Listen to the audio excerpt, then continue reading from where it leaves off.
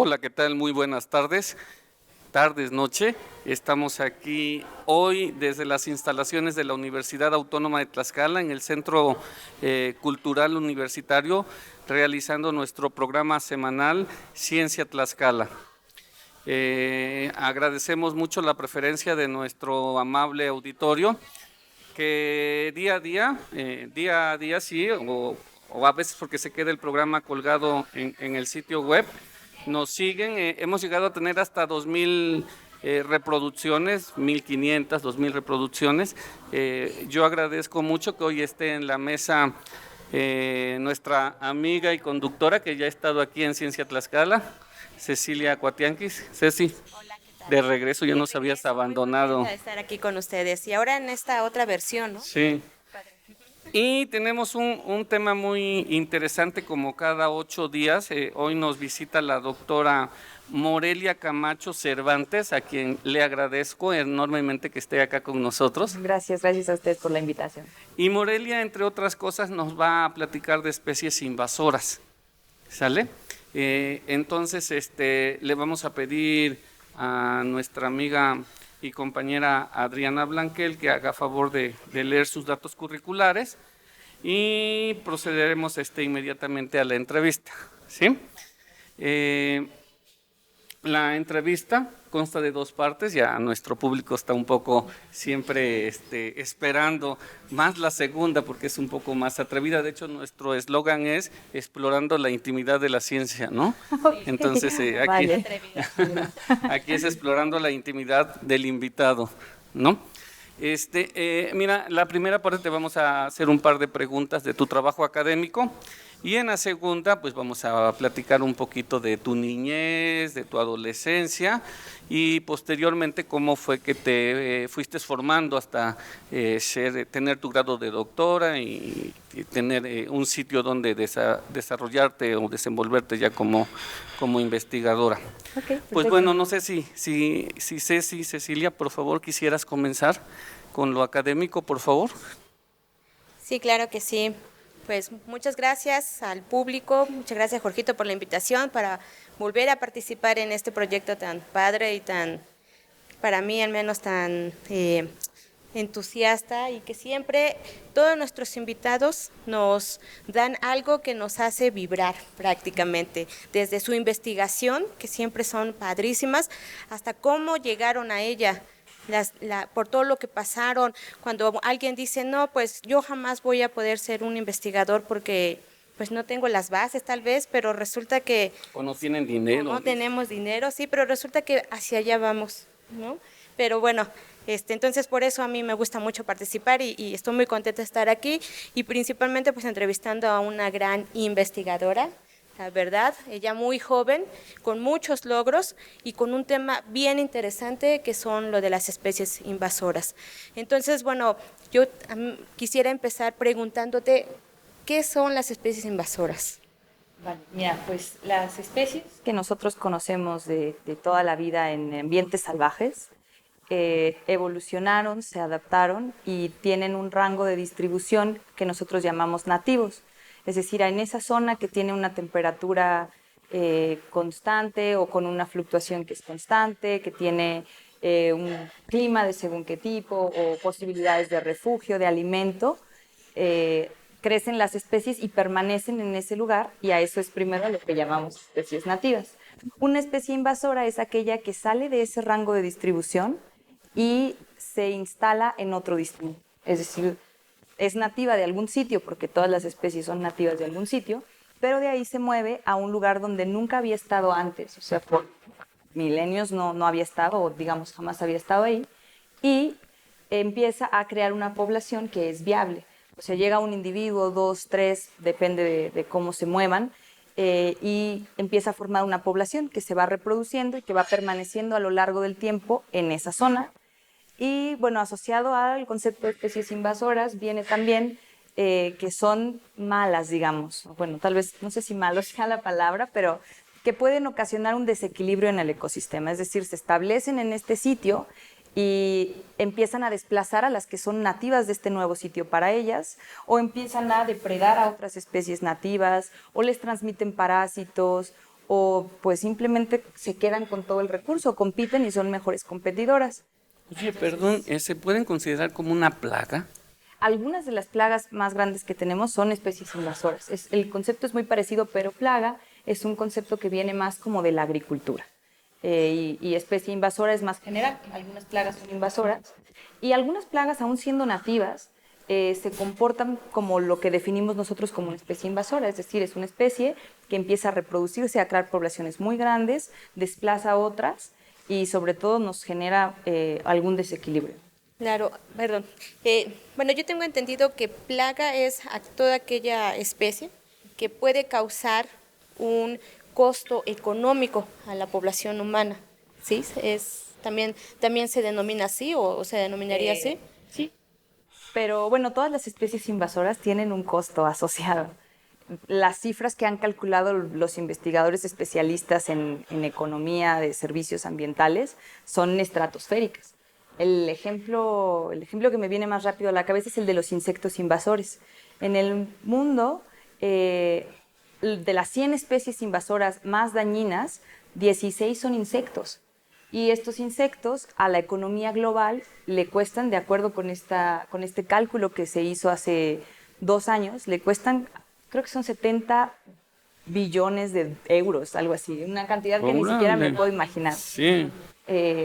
Entonces, y esto porque las especies invasoras tienen, bueno, algunas son plagas, de hecho de estos insectos que les hablo, algunas son plagas y tienen pues un costo que se puede calcular muy fácilmente porque sabes qué tanto pierdes de la producción en agricultura.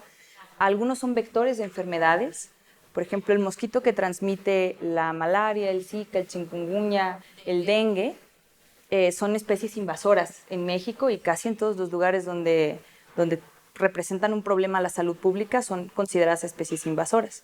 Entonces, a través de estos cálculos es que ellos llegan a este número y además es un número que ellos consideran está por debajo de lo que es la realidad. Como que ellos te platican de dónde lo sacaron, pero dicen que eso muy probablemente sea una estimación que está por debajo de la realidad. Oye, yo quisiera tratar de abordar dos cosas. Entonces, ¿podemos considerar como plagas o especies invasoras tanto a plantas como parásitos animales, pues? Así es, sí.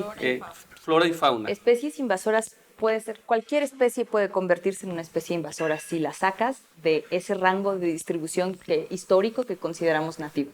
Ok, para nuestros amiguitos que nos escuchan y nos ven, porque nos ven a través de la web, un ejemplo bien claro así, no sé, ya dijiste que quienes se ven más afectados, los agricultores podrían ser, con ¿no? Las plagas, pues. En casa, por ejemplo, podrían tener los chicos, no sé, por mala limpieza o porque sea su hábitat natural, alguna... Por mala información, ¿no? O por mala información, alguna especie Sí, invasora en casa. Estamos rodeados de especies invasoras. Bueno, no hay que ni siquiera entrar a casa de nadie. Las ratas. Y no hablo de los políticos, Las ratas, de estas grises de alcantarillas, son especies invasoras. El gorrión doméstico, el pajarito que es como de este tamaño, gris pardo. Capucha, café. Ajá, y bueno, tienen también un babero los machos, las hembras son solo pardas. Esta es una especie invasora, en realidad este es el gorrión europeo. Ah, qué interesante Y todo eso que estás mencionando. Llegó al continente americano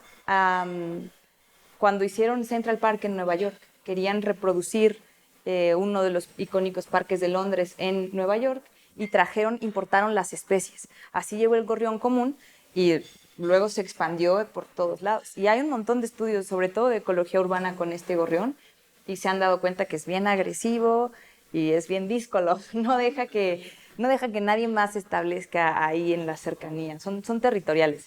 Oye, ahorita acabas de mencionar algo importante, bueno, me parece que es importante porque yo al menos había pensado cuando tú hablabas de que una especie sale de su lugar de origen, pensaba, por ejemplo, que era de manera natural en las migraciones y que a lo mejor se perdían y llegaban a otro lado, pero entonces las especies invasoras muchas veces son producidas, o sea, nosotros mismos las llevamos a otro lugar. Entonces, bueno, ¿qué es lo que hace que sean exitosas en ese nuevo lugar? Antes de llegar a contestarte esa pregunta, te voy a contestar una que no me hiciste, que es cómo llegan a los lugares donde se convierten en invasoras. Hay algunas especies invasoras que llegan de manera natural.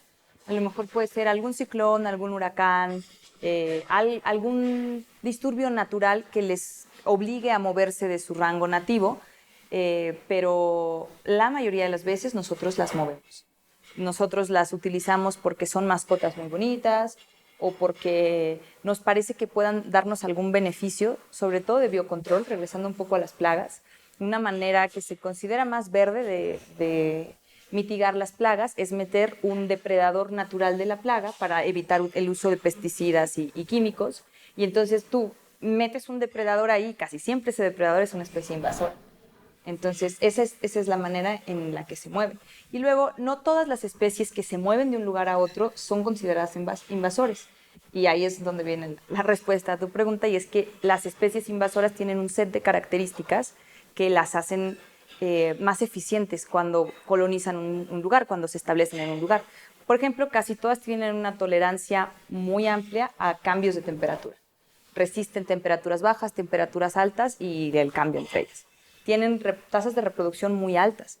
O sea, por ejemplo, un elefante tal vez nunca podrá ser una especie invasora porque se tarda ¿cuántos años en tener una sola cría? Claro. Mientras que los mosquitos se reproducen a una velocidad y una tasa muy, muy rápida. Entonces, esas son algunas de las características. En concreto, yo exploro las que tienen que ver con sociabilidad, con cómo los animales, o bueno, sí, trabajo con animales, pero en las plantas también podría suceder.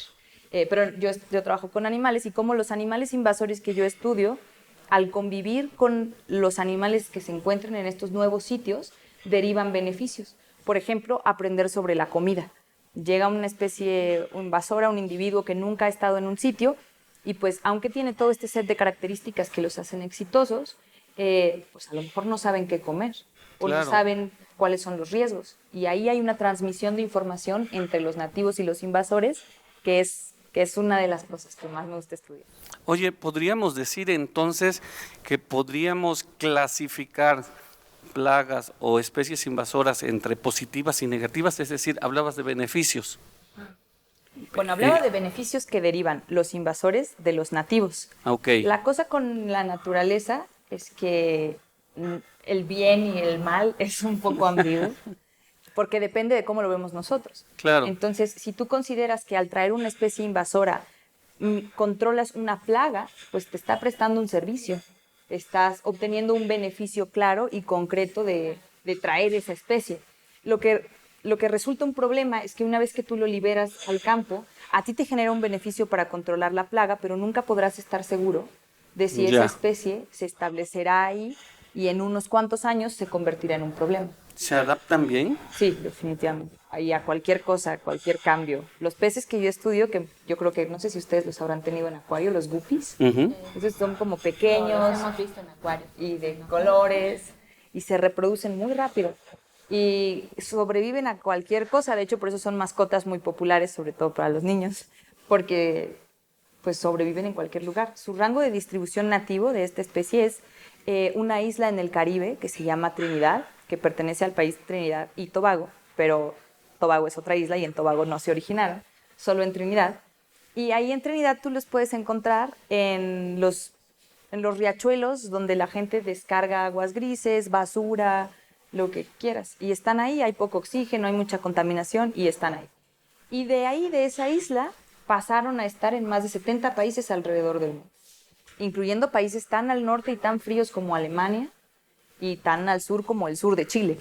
Entonces están en todo el gradiente altitudinal y alrededor del globo, o sea, aguantan cualquier cosa, pero ellos originalmente vivieron por muchísimo tiempo en una isla muy pequeña, solo que nosotros los movimos justo para controlar el mosquito de la malaria. ¿En serio?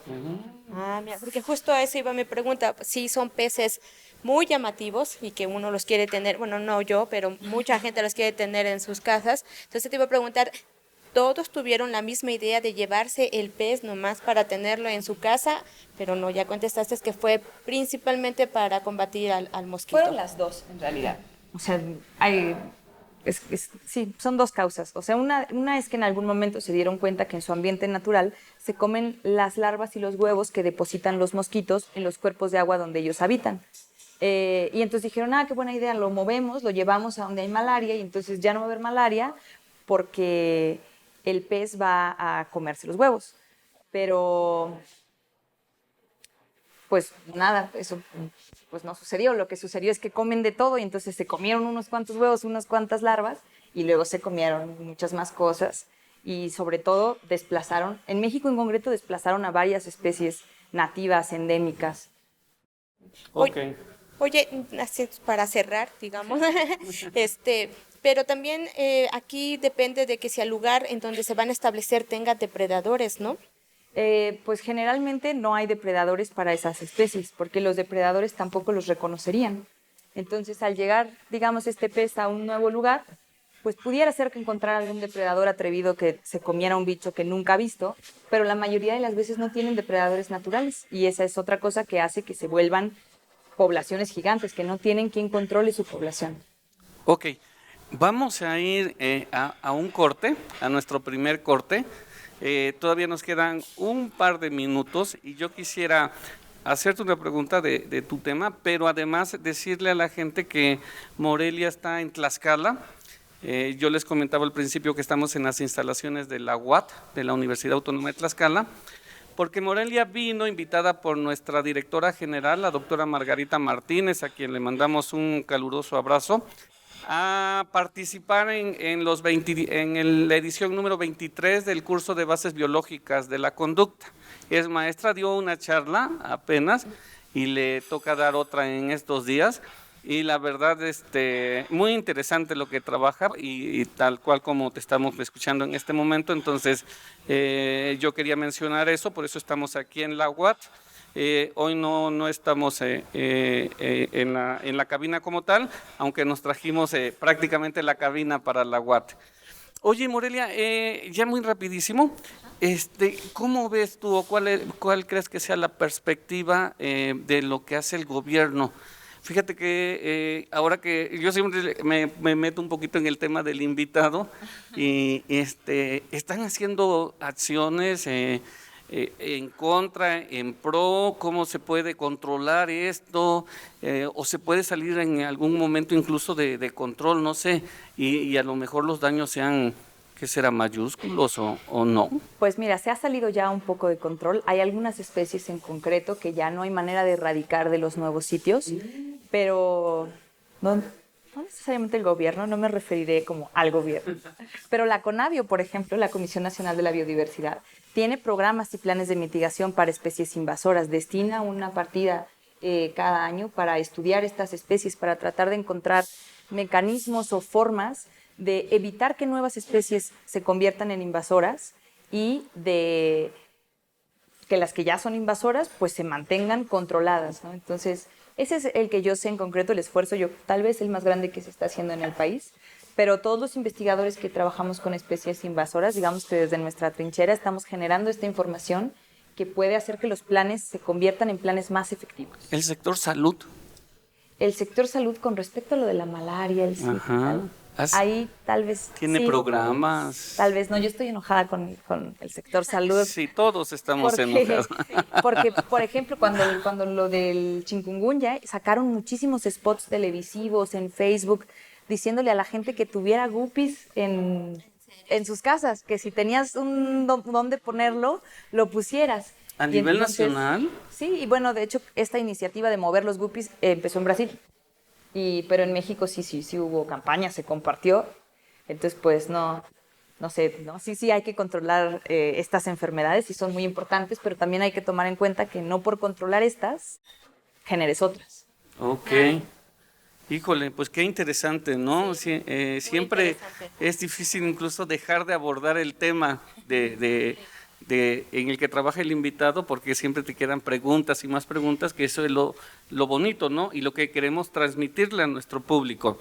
Que cada persona o cada invitado que traigamos aquí a la mesa de Ciencia Tlaxcala es para que nos platique, pero para que a la vez ustedes reflexionen y se hagan preguntas también que nos las pueden hacer llegar a través de Twitter, de nuestras redes sociales, que ya las saben ustedes, incluso a través incluso de correo electrónico. Pues vamos a nuestro primer corte y regresamos porque yo creo que esto se va a poner muy bueno con la plática que continúa. Gracias.